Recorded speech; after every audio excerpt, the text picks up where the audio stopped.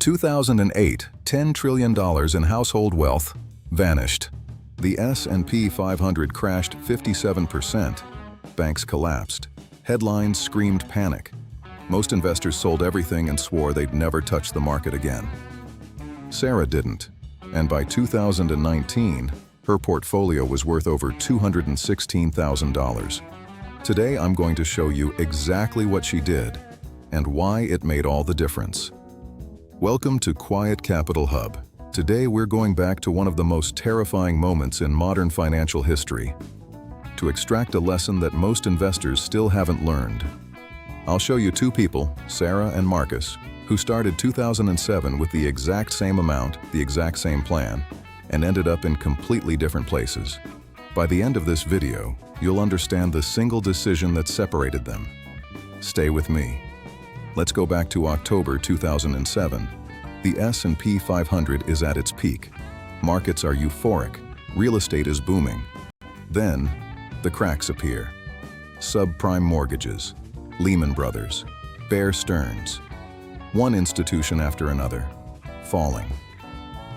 By March 2009, 17 months later, the S&P 500 had fallen from around 1,565 to just 666. That's a 57% crash. More than half the market's value, gone. If you'd invested $10,000 at the peak and done nothing else, you were sitting on roughly $4,300 on paper. And this is where our two characters made their choices. Marcus had been investing $500 a month since January 2007. He started with $10,000. He was disciplined, consistent. He was doing everything right. But by March 2009, he opened his brokerage app and saw the same thing everyone else saw. Red, everywhere. His portfolio was down on paper. The news was getting worse by the day. And Marcus made a very human decision. He sold everything. "I'll buy back in when things stabilize," he told himself. He moved his money into a savings account earning 2% a year, and he stopped his monthly contributions. That felt rational. It felt responsible. It felt like he was protecting himself. He was wrong. Sarah had the exact same portfolio as Marcus, down the same amount, watching the same news. But Sarah had one thing Marcus didn't, a plan she trusted before the crisis started.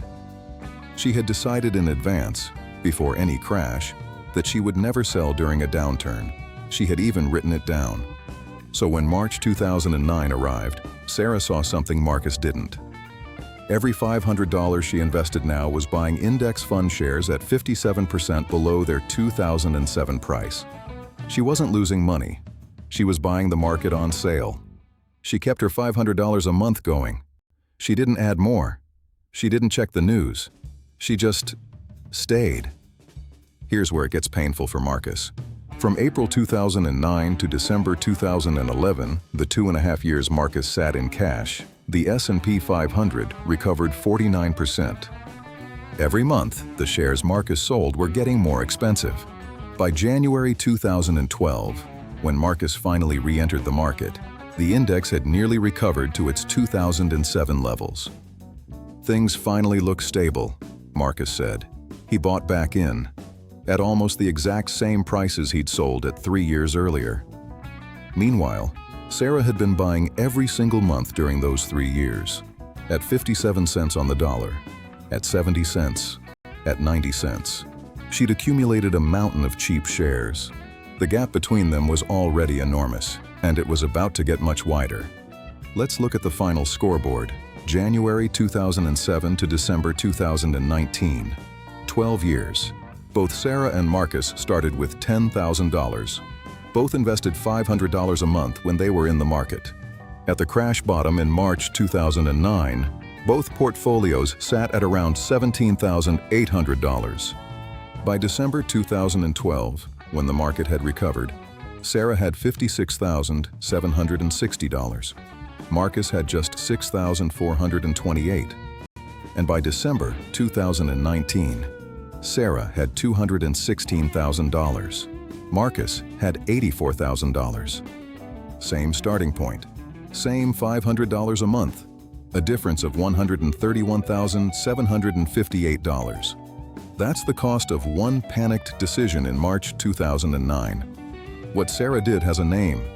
It's called staying invested, and the data behind it is overwhelming. Trying to time the market, to sell before it falls and buy before it rises, is one of the most studied behaviors in finance. And the conclusion is always the same. Almost no one can do it, not even professionals. The reason is brutal. The best days in the market tend to cluster right around the worst ones. If you sell during a crash, you almost always miss the recovery. Sarah's edge wasn't genius. It wasn't special knowledge. It was a decision made before the crisis to never sell, combined with the discipline to keep that promise when everything felt wrong. Time in the market beats timing the market every time.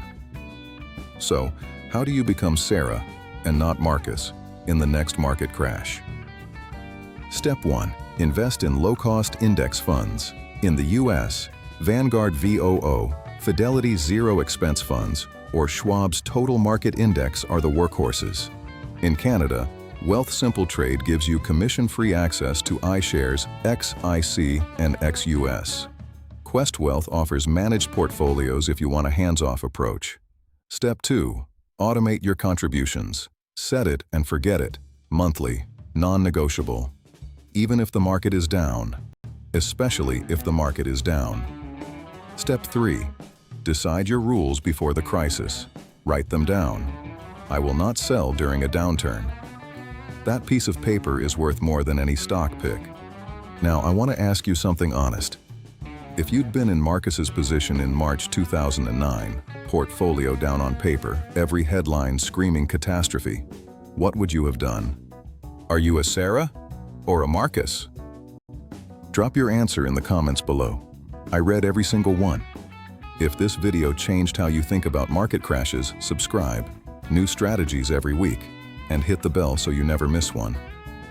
Next, if you want to know exactly where to put your first $1,000, I've built the complete breakdown, and after that we're going deep on the compound interest secret that nobody teaches in school. Links are on your screen right now. Thanks for watching. Wealth isn't loud.